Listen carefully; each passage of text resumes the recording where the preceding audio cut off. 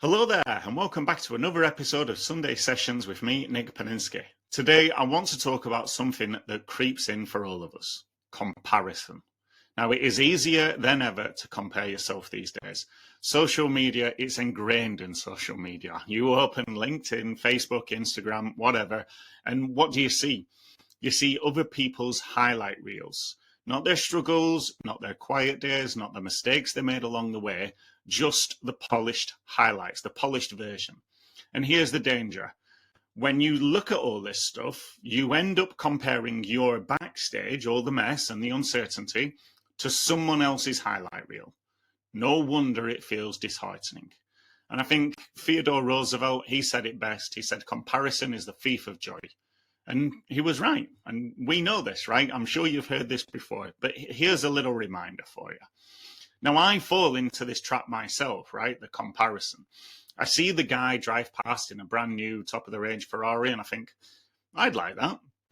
And then I look at my mentor who's built a multi-million-pound business, lives in a mansion, has ultimate freedom of choice. And I think, I'd like that.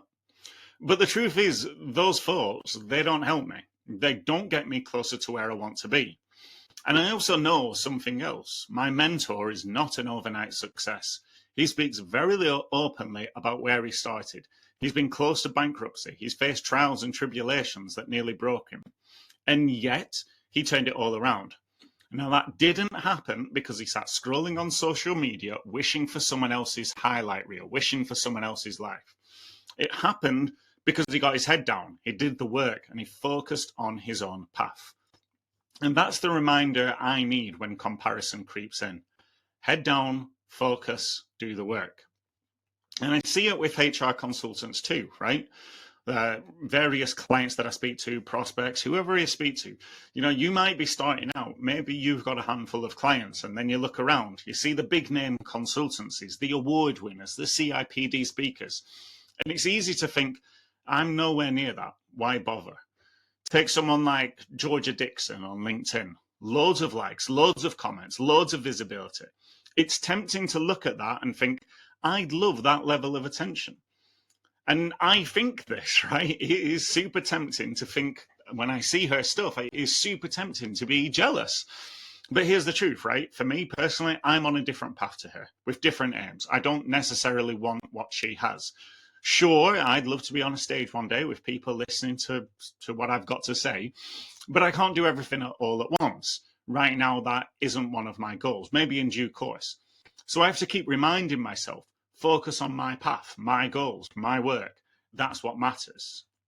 Now, back in 1954, psychologist Leon Festinger, I don't know if I've said that right, Festinger? Anyway, Leon Festinger, he came up with a theory. It was called social comparison theory. He said that as human beings, we have this built-in drive to evaluate ourselves against others. It's natural. But let's be honest, just because it's natural, it doesn't mean it's helpful. So when you use comparison as fuel for self-doubt, it eats away at you. But if you can flip it, if you can use comparison as inspiration instead, then it can actually serve you, right? So instead of, oh, they're ahead of me, I'll never get there, you can say, if they can do it, that proves it's possible. So I need to keep going. So here's my takeaway for you this Sunday. The antidote to comparison is focus. Focus on your own lane, focus on your own pace, focus on your own growth. So here's a question, and here's a question to reflect on this week.